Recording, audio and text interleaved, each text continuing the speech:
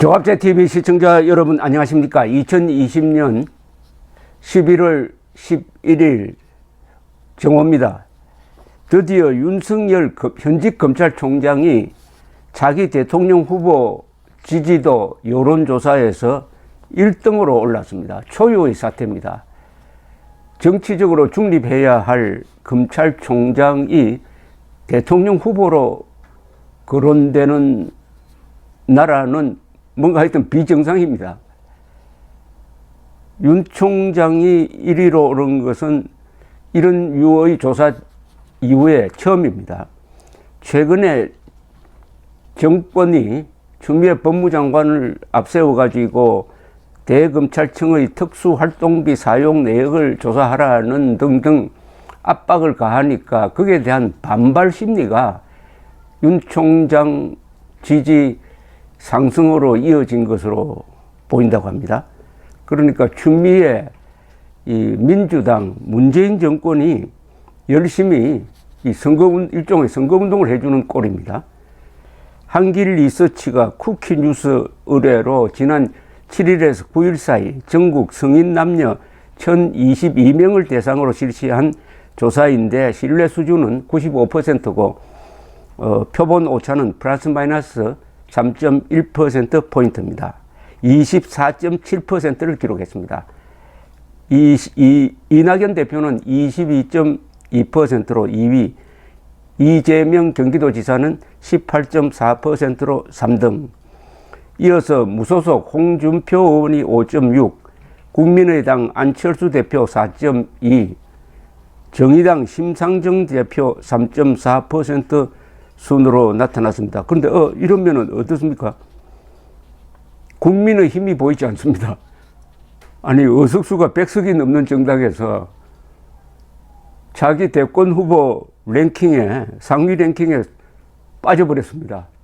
이것은 김종인 비상대책위원장이 실패하고 있다는 증거입니다. 자기 대통령감을 키우지 못하고 오히려 죽이는 역할을 열심히 하고 있다는 일종의 고발장입니다. 보수층의 지지가 34.7%로 이렇게 높은 이유는 보수층이 얼마나 지금 절박한 심정이냐 하는 반증이라고 생각합니다. 중도층에서 윤석열 지지는 27.4%, 이른바 진보층도 13%, 비교적 골고루입니다. 34, 27.3, 13. 지역별로도 이 사람이 충청도 출신이니까 충청도에서 33.8%로 가장 높게 나타났습니다. 이어서 부산, 울산, 경남이 30.4%, 대구, 경북이 27.3%, 인천, 경기 26.4%, 서울 22, 제주권 15.4, 강원권 11.7 순이니까 전라도를 제외하고는 비교적 고르다는 겁니다. 그러니까 충청 33.8, 부울경 30.4, 대구 경북 27.3, 인천 경기 26.4, 서울 22, 여기까지는 20% 이상입니다. 그 다음에 제주 15.4, 강원 11.7. 연령별로도 비교적 골라요. 60대 이상이 31.8% 가장 높고 20대 25.5, 50대 24.4, 문재인 골수 지지층인 30대 40대도 30대가 19.6, 40대도 18.4%입니다. 이낙연 대표는 호남에서 압도적 지지인데 56.1%입니다. 강원권 36.8, 서울에서는 20.9, 제주권 20.5, 인천 경기 19.5, 부산 울산 경남 17, 대구 경북 9.8%로 집계됐고, 이재명 지사는 40대에서 30.3, 인천 경기에서 지지율이 24.3%로 높게 나타났습니다. 그런데 윤 총장, 이 대표, 이 지사는 최근 이루어진 거의 모든 여론조사에서 확고한 이 3강 구도를 형성하고 있습니다. 지난달 26일에서 30일 리얼미터가 오마이뉴스 의뢰로 조사를 한 바에 의하면 성인 남녀 2,576명을 조사를 했는데 윤 총장 지지율은 17.2%, 이낙연 21.5, 이재명 21.5, 이 삼강 구도입니다. 이렇게 된 이유는 윤 총장에 대한 압박에 대한 국민들의 반작용 하나가 또 있습니다. 국민의힘이 대통령감을 내지 못하고 있다는 겁니다. 국민의힘이 김종인 비상대책위원장 체제에서 탈이념 친호남으로 가다가 본거지인 경상도에서 지지율이 떨어지고 호남에서는 지지율이 오르지 않고, 그런데도 이 좌파 성향이 강한 기자들이 김종인 씨 잘한다고 계속 밀어주고 있는데 국민 여론으로부터는 완전히 외면받고 있다는 사실을 이 조사가 보여주고 있습니다. 근데 넓게 좀 보면 우리나라에서 대통령이 되는 사람의 하나의 공통점이 있습니다. 어떻게 보면 가장 고생한 사람을 또는 가장 열심히 투쟁한 사람을 대통령으로 시키는 면이 있습니다. 독립운동 때 고생했던 이승만 대통령, 그 다음에 윤보선 대통령을 거쳐서 박정희 대통령이 대표하는 것은 군인이죠. 역시 6.25 때 피를 흘려서 나라를 지킨 데 대한 역사적 보상이 아닌 면도 있다는 겁니다. 박정희, 전두환, 노태우 세 사람의 군인 출신 대통령이 30년 동안 대한민국을 이끌었습니다. 대한민국 역사 70년에 30이니까 상당한 기간이죠. 그 다음에 김영삼, 김대중 두 사람은 민주화 투쟁 진영에서 배출이 되었습니다. 그럼 이명박은 역시 개발연대에 땀 흘린 사람을 대표하는 셈이고, 박근혜 대통령의 등장은 무엇보다도 아버지, 비명에 간 아버지에 대한 동정심이 딸을 대통령으로 만드는 결정적 요인이었고, 그 다음에 노무현, 문재인 두 사람은 사실은 민주화 운동을 뭐 제대로 했다고도 볼 수가 없죠. 다만 김영삼, 김대중 두 사람이 만든 그 길에서 민주투사로 자처하면서 대통령이 되었는데, 가장 쉽게 된 사람이 문재인이죠.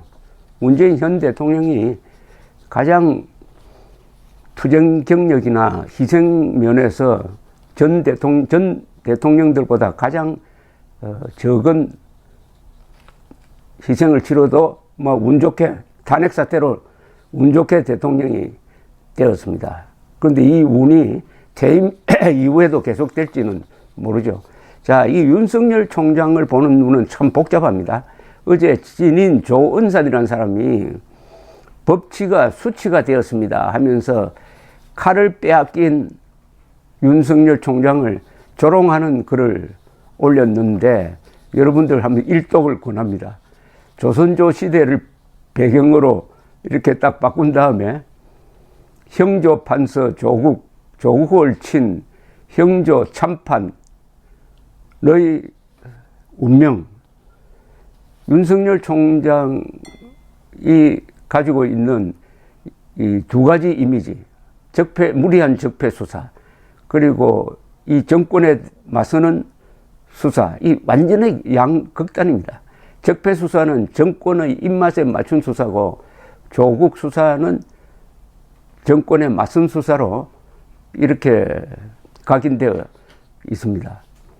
한국 상황이 얼마나 아주 이 일도양단하고 단순적으로 보기에는 너무나 복잡하다는 것을 잘 보여주고 있는데, 문제는 이 사람이 현직 검찰총장이라는 사실입니다.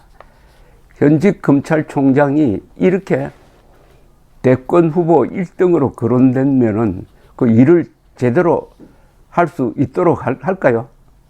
여기에 검찰이, 그리고 넓게 보면은 이 사법기능이 어떻게 되느냐 하는 고민을 해야 될 시기라고 봅니다.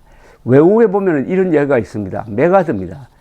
메가드 사령관은 2차 세계대전 때 이 군인들 중에서는 가장 고참이었습니다.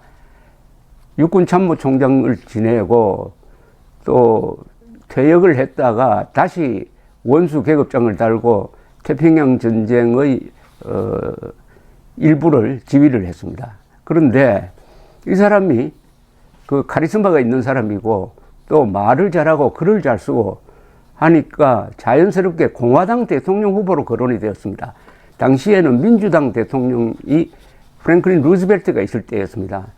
그래서 여론조사를 하면은 거의 모든 여론조사에서 메가드가 1등으로 나왔습니다. 공화당 후보로서는 1등으로 나왔습니다.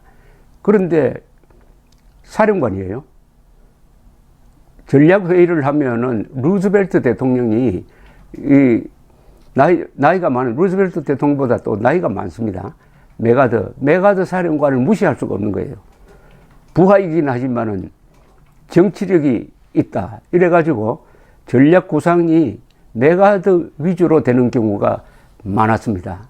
그러나 메가드는 결국 인천 상륙작전 이후에 트루만과 이렇게 대결을 하다가 트루만에 의해서 해임되고 한때 인기 폭발했지만은 그 뒤에 청문회 과정에서 상당히 곤혹스럽게 되어가지고 정치적으로는 끝났습니다. 메가드의 처지와 지금 윤석열의 처지, 현직에 있는 사람이 대통령 지지도에서 1, 2등 하게 된다.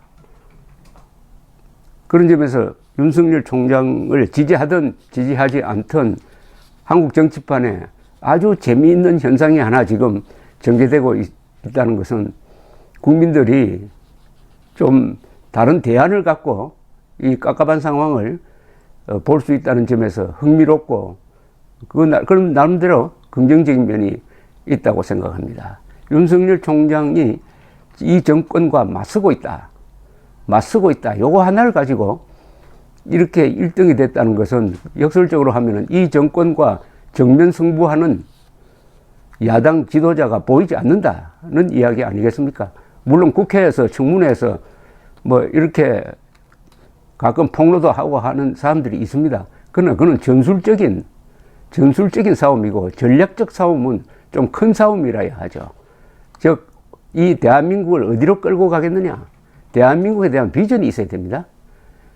거기에 동의하는 국민들이 많을 때 대통령이 되는 겁니다. 윤석열 총장은 요사이 강연을 많이 하는데 쭉 보면은 자유민주적 기본 질서를 강조하고 헌법적 가치를 강조하고 있었습니다. 감사합니다.